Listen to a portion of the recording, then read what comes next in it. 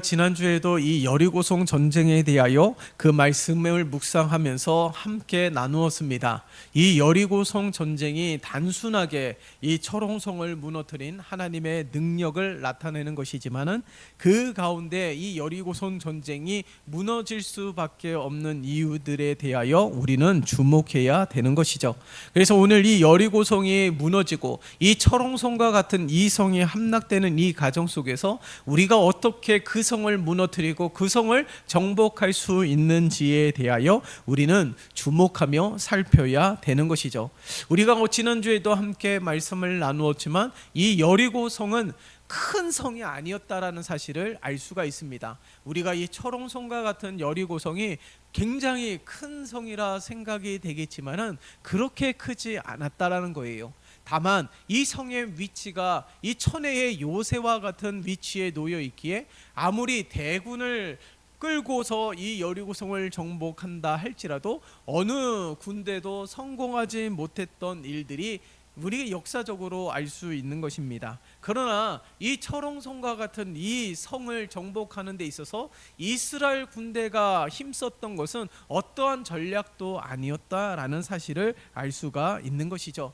여러분, 이 여리고성이 어떻게 무너지게 되었습니까? 하나님의 말씀대로 이스라엘 군대가 순종하였다라는 거예요. 하나님의 말씀에 그 어떤 불협화음도 내지 아니하고 제사장들로부터 시작하여 온 백성에 이르기까지 모두가 하나님의 말씀에 순종하며 침묵하며 하루에 한 바퀴씩, 그리고 일곱째 날 되는 데에는 7바퀴를 돌고 하나님이 말씀하신 대로 제사장들이 나팔을 불 때에 소리를 외쳐서 이 여리고성이 무너지는 일들이 펼쳐지게 되었다라는 사실을 알 수가 있는 것이죠. 여러분, 이 사실을 통하여서 우리가 기억해야 되는 것은 무엇입니까? 하나님의 말씀대로 행함으로 인하여 이 여리고성이 함락되었다라는 역사, 이것이 펼쳐지었다라는 역사를 우리는 기억해야 되는 것이죠. 인간적인 방법으로 어떠한 전략과 어떠한 무기와 더 많은 군대를 이끈다 할지라도 그 성을 정복하지 못했던 이 여리고성이 하나님의 말씀대로 행하게 되었을 때에 그 성이 함락되고 그 성이 무너지게 되는 일들이 펼쳐지게 되었다라는 사실이에요. 하나님의 말씀에 순종하고 하나님이 말씀하신 대로 온 백성들이 소리를 지르게 될 때에 그 성이 무너져 내리게 되는 일들, 도저히 인간적인 이성으로는 납득될 수 없는 일들이 하나님의 명령에 순종하게 되었을 때에, 하나님의 명령에 순종하며 행하게 되었을 때에 여리고성 함락시키는 놀라운 일들이 펼쳐지게 되었다라는 사실입니다. 이 사실을 통하여서 우리가 중요하게 교훈을 얻을 수 있는 것은 하나님의 백성들은 오직 하나님의 말씀대로만 싸워야 되는 것이죠. 그렇기 때문에 에베소서를 통하여서 하나님의 전신갑주를 취하게 되었을 때에 하나님의 백성들에게 지어진, 손에 지어진 그 무기가 무엇입니까? 성령의 검, 바로 말씀이었다라는 사실을 우리는 잊지 말아야 되는 것이죠. 그렇기 때문에 우리는 모두가 하나님의 말씀이 우리들의 유일한 무기가 됨을 기억해야 되는 것입니다. 우리의 이성적으로 납득하기 어렵다 할지라도 하나님의 말씀에 따라 행하게 될 때에 놀라운 일들이 펼쳐지게 됨을 우리는 잊지 말아야 되는 거예요. 여러분, 이 사사시대의 기드온을 보세요. 여러분, 기드온이 300명의 군사를 이끌고 미디안과 싸워 이기지 않습니까? 미디안의 대군과 싸울 때에 300명의 군사는 너무나도 초라합니다. 비합리적이에요. 이것은 이기기 위해서 나가는 것이 아니라 죽기 위해서 나가는 것과 별반 다를 것이 없습니다. 그러나 하나님이 말씀하신 대로 300명의 군사만 거느리고 나가게 되었을 때에 미디안의 대군들이 무너지게 되는 일들이 펼쳐지게 되었던 것이죠. 뿐만 아니라 앞서서 이 여리고성 전쟁을 함락시키고 나아가 아이성 전쟁과의 싸움에서도 보세요. 아이성과의 전쟁에서 하나님의 말씀이 아닌 인간적인 지식과 지혜를 동원하여서 싸우게 되었을 때에 이 아이성과의 전쟁에서 패배하게 되는 일들이 펼쳐지게 되었습니다. 여러분, 오늘날 이 여리고성 전쟁을 함락시키는 이 일들을 통하여서 하나님의 백성들의 유일한 무기, 그리고 승리할 수밖에 없는 놀라운 무기는 바로 하나님의 말씀인 것을 우리 모두가 기억하며 하나님의 말씀을 온전히 의지하며 하나님의 말씀을 붙들고 힘차게 나아가는 우리 모두가 되시기를 예수님의 이름으로 축원합니다. 그뿐만이 아니죠. 오늘 말씀을 함께 읽지는 않았지만은 8절과 9절의 말씀을 보면 하나님의 군대인 이스라엘 군대 앞에 이 제사장들이 언약궤를 메우고 앞서 행하게 하셨다라는 사실을 우리는 주목해 보아야 되는 것입니다. 그 말은 무슨 말입니까? 여호와의 언약궤를 앞세우고 행진하도록 명하신 까닭이 무엇일까요? 그것은 하나님의 군대인 이스라엘 군대에 진두지휘하는 분이 누구신지에 대하여 시각적으로 보여주기 위해서예요. 그것이 무엇입니까? 하나님의 언약궤는 하나님을 상징하는 것이죠. 그러니까 이스라엘 군대의 싸움에 진두지휘하시는 분은 하나님이시고 가장 앞서 싸우시는 분도 하나님이심을 우리들에게 말씀하고 있는 것입니다. 그렇기 때문에 우리들의 인생에 있어서도 늘 하나님을 앞세워야 되는 것이죠. 하나님이 먼저 선두에 서시고 가장 적극적으로 행하시고 계심을 우리는 기억해야 되는 것입니다. 그렇기 때문에 항상 주님 중심, 하나님 중심으로 행하게 될 때에 모든 어려움을 능히 이길 수 있음을 우리는 기억해야 되는 것이죠. 우리 주님도요, 십자가에서 사망 권세를 이기시고 영원한 승리를 이루시지 않았습니까? 그 승리를 믿는 것이 무엇입니까? 주님을 의지하게 될 때에, 주님을 의지하고 주님을 따르게 될 때에 모든 환난을 능히 이길 수 있음을 우리에게 말씀하고 있는 것입니다. 그러니까 하나님의 백성들의 승리 공식은 어쩌면 너무나도 단순한 거예요. 그것이 무엇이에요? 주님을 의지하고 주님 말씀에 순종하고 주님을 앞세우고 주님의 뒤를 따르는 삶으로 살아가게 될 때에 그리스도의 군사들은 늘 승리하는 강력한 군사가 될 수 있음을 이 여리고성 전쟁을 통하여 우리들에게 말씀하고 있는 것입니다.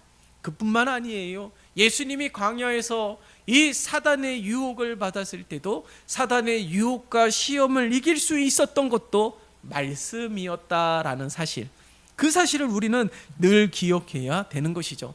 그러니까 인생의 수많은 어려움과 인생의 모든 저주를 끊어버릴 수 있는 비결이 있다면 바로 하나님의 말씀인 줄 믿습니다. 그러므로 우리가 하나님의 말씀을 더욱더 강력하게 붙들고 나아가며 늘 하나님의 영광을 드러내며 늘 하나님의 말씀의 무기를 붙들고 나아가게 될 때에 승리의 계가를 부르는 우리 모든 삶이 되시기를 예수님의 이름으로 축원합니다.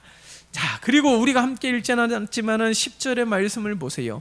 10절의 말씀을 보면 어떻게 말씀하고 있습니까? 여호수아가 백성에게 명령하여 이르되 너희는 외치지 말며 너희 음성을 들리게 하지 말며 너희 입에서 아무 말도 내지 말라. 그리하다가 내가 너희에게 명령하여 외치라 하는 날에 외칠지니라고 말씀하고 있습니다. 이 말이 무슨 말일까요? 여호수아가 이처럼 이스라엘 백성들에게 침묵을 명한 이유는 무슨 말입니까? 하나님의 음성으로 간주되는 나팔 소리들이 백성들에게 들리게 될 때에 저들은 외칠지라고 분명하게 말씀하고 있다라는 사실이에요. 이 말씀이 의미하는 바는 무엇입니까? 하나님의 명령 앞에서는 결코 자기 소리를 내지 말라라는 것이에요. 아니, 하나님, 이 상황 속에서 우리가 어찌 이렇게 무기력하고 무능력한 모습으로 전쟁에 임할 수 있습니까? 라고 말을 할 수가 있습니다. 그러나 우리가 명확하게 인정해야 되는 것이 무엇입니까? 우리의 지혜보다 하나님의 지혜가 더 크다라는 거예요. 우리의 능력보다 하나님의 능력이 더 크다라는 것이죠. 우리의 지혜를 가지고 하나님의 지혜를 헤아릴 수도 없고 우리의 생각을 가지고 하나님의 뜻을 헤아릴 수도 없는 것입니다. 가장 지혜로운 것이 오늘 이 10절의 말씀을 통하여 우리들에게 말씀하고 있는 거예요. 아무리 하나님이 행하고 있는 일들이 너무 기가 차고 어이없다고 생각이 된다고 할지라도 하나님이 하시는 일이기 때문에 우리는 침묵하며 잠잠히 하나님이 펼치시는 일들에 대하여 우리는 늘 집중해야 될 줄 믿습니다. 그렇기 때문에 우리가 하나님의 이 명령에 침묵하면서 온전히 하나님의 명령에 순종하는 이들이 되어야 되는 것이죠. 가만히 보면 불순종하는 이유가 무엇입니까? 하나님의 생각보다도 내 생각에 집중하기 때문에 그런 것 아니겠어요?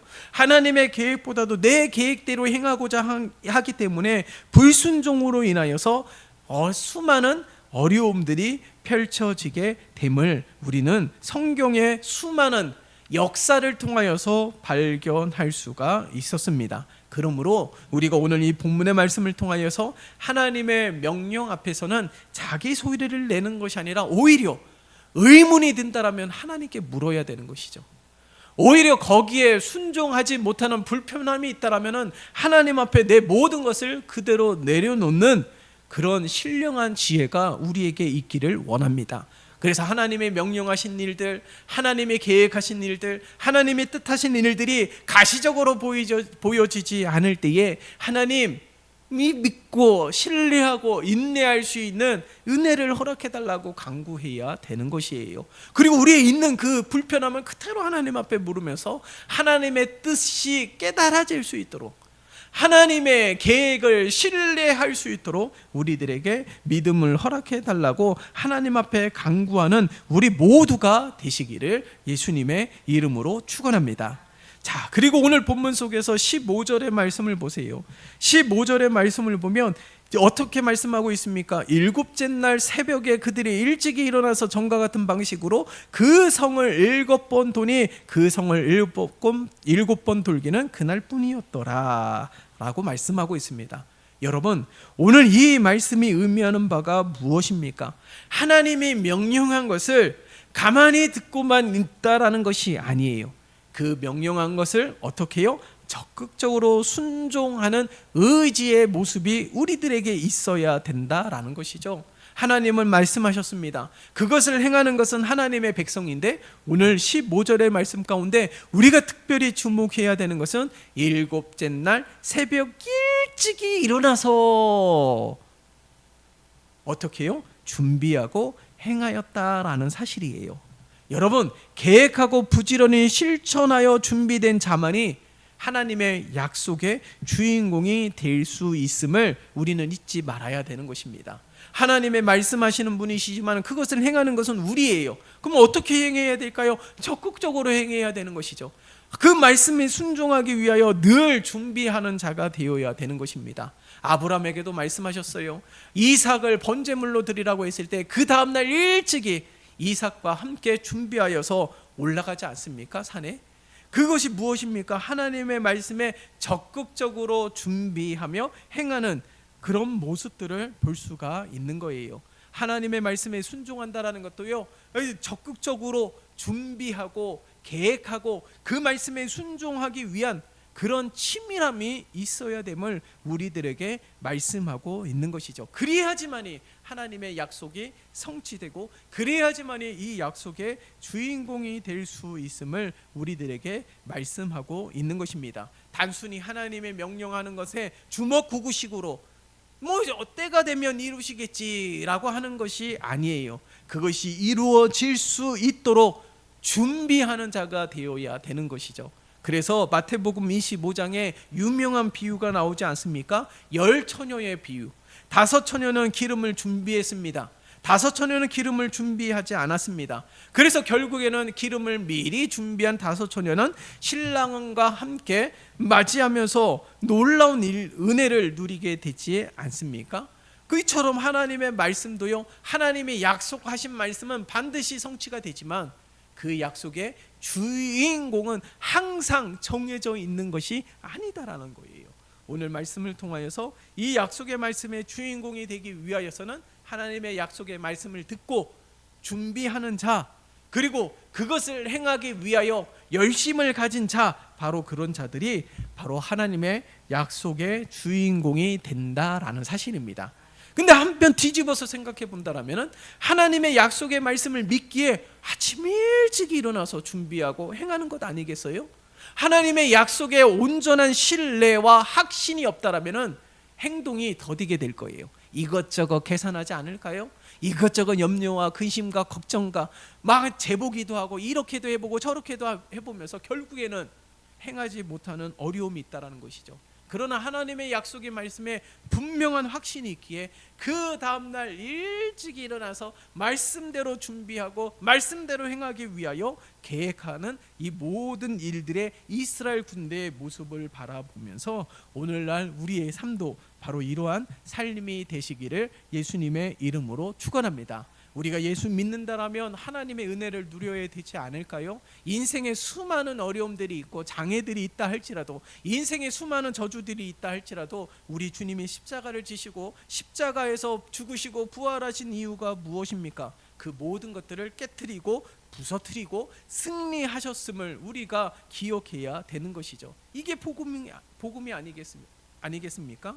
그러므로 우리 모두가 하나님의 약속의 말씀을 의심 없이 신뢰하면서 그 약속의 말씀이 성취되기 위하여 오늘 이스라엘 백성들처럼 아침 일찍이 새벽에 일어나서 준비하고 행하는 이 모습이 오늘날 우리들의 삶이 되시기를 예수님의 이름으로 축원합니다. 자, 그렇다면 17절의 말씀을 보세요. 17절의 말씀을 보면 이 성과 그 가운데에 있는 모든 것은 여호와께 온전히 바치되 기생 라합과 그 집에 동거하는 자는 모두 살려주라. 이는 우리가 보낸 사자들을 그가 숨겨주었음이니라. 여리고 성에 거하는 모든 것들이 무너지고 멸망하게 되었지만은 그 가운데 생명의 역사가 이루어진 곳이 있었으니 그곳이 바로 기생 라합이 거하는 집이었다라는 사실이에요. 이 여호수아가 명한 이 정탐꾼들을 보호해준 이 기생 라합의 집만이 온전한 그 성 가운데서 유일하게 생명이 보존된 곳이었다라는 사실을 우리는 주목해야 되는 것이죠. 여러분, 오늘 이 사실을 통하여서 우리에게 교훈이 되는 것이 무엇입니까? 믿음이 생명을 얻게 한다라는 것이에요. 이 기생 라합이 하나님의 존재를 믿었습니다. 이방인이면서도 여리고성에 거하는 자이었고 하나님의 역사를 체험한 이도 아니고 그냥 풍문으로 들었던 하나님의 하신 일들에 대하여 신뢰하면서 하나님의 군대의 정탐꾼들을 자신의 목숨을 걸고 보호하였더니 그 바로 놀라운 구원의 은혜를 얻고 이 죽음이 가득한 성에서 유일하게 생명이 풍성한 곳이 되었다라는 사실을 우리는 기억해야 되는 것입니다. 그래서 믿음이 생명을 얻게 한다라는 거예요. 그러므로 우리가 하나님을 온전히 믿는 것, 우리 인간적인 생각으로는 절망할 수밖에 없는 일들만 펼쳐지고 막막하다 할지라도 하나님을 믿는 믿음이 생명을 얻게 하고 풍성하게 한다라는 사실을 우리는 늘 기억해야 되는 것입니다. 그래서 어떤 상황이 있든지 결코 믿음을 떠나면 안 되는 거예요. 믿음을 포기하게 된다라면 생명을 포기하는 것과 같다라는 생각을 가지고 믿음을 온전히 붙들고 하나님을 더욱 믿고 의지하기 위하여 몸부림쳐야 되는 것입니다. 그러나 우리의 인생을 살아가게 될 때 믿음이 흔들릴 수밖에 없는 일들이 참으로 많이 있는 것이죠. 그렇기 때문에 믿음이 작은 자들은 어떻게 하라고요? 우리 주님이 말씀하셨잖아요. 믿음이 작기 때문에 믿음을 구하라는 것 아니겠어요? 견고한 믿음 가질 수 있도록, 확신의 믿음을 가질 수 있도록, 아주 분명한 믿음을 가질 수 있도록 그러한 믿음을 하나님 앞에 간구하면서 이러한 믿음으로 생명이 풍성하고 이러한 믿음으로 하나님의 은혜를 누리는 우리 모두가 되시기를 예수님의 이름으로 축원합니다. 이러한 믿음으로 우리가 승리하는 삶이 되어서 하나님이 이 여리고성을 어떻게 정복하셨는지, 자, 그렇다면 우리의 힘으로 되어지지 않는 우리 인생의 여리고성이 얼마나 많이 있습니까? 가정의 일도, 자녀의 일도, 우리 인생의 수많은 문제들도 여리고성과 같은 정복할 수 없는, 우리의 뜻대로 되어지지 않는 정말 아무것도 할 수 없는 일들이 너무나도 많이 있는 그 가운데에 살아가고 있는 우리의 삶이라 한다라면, 이 여리고성이 어떻게 정복되었는지를 말씀을 통하여 다시금 발견하면서 우리 인생의 수많은 여리고성 전쟁도 하나님의 말씀을 의지하고 하나님의 말씀에 순종하고 하나님의 명령에 침묵하면서 온전히 하나님을 신뢰하게 될 때에 그 여리고성을 함락하고 정복할 수 있는 은혜의 주인공이 될 수 있음을 다시 한번 기억하며, 이러한 믿음으로 하나님 앞에 서고 그리고 믿음이 생명을 얻게 한다라는 오늘 이 중요한 말씀을 통하여서 기생 라합의 가정들이 구원을 받는 일들을 통하여서 온전히 하나님을 믿고 의지하는 믿음으로 우리들의 인생 속에서도 우리의 가정 속에서도 하나님의 풍성한 생명의 은혜와 하나님의 은혜와 복이 충만한 삶이 되시기를 예수님의 이름으로 축원합니다. 하나님 아버지 감사합니다. 우리 인생에서도 수많은 여리고성과 같은 수많은 난제들이 있습니다. 우리의 힘으로는 도저히 능히 이길 수 없는 수많은 문제들이 있음에도 불구하고 오늘 말씀을 통하여 교훈을 얻게 도와주시고 깨닫게 도와주시사 하나님의 말씀이 무기가 되고 온전히 하나님의 명령에 순종할 수 있는 믿음을 더하여 주시옵시며, 하나님의 명령에 적극적으로 행하게 될 때에 하나님의 약속의 말씀이 성취되어지는 은혜의 삶이 우리 온 성도들의 삶이 되게 축복하여 주시옵소서. 예수 그리스도의 이름으로 기도드리옵나이다. 아멘.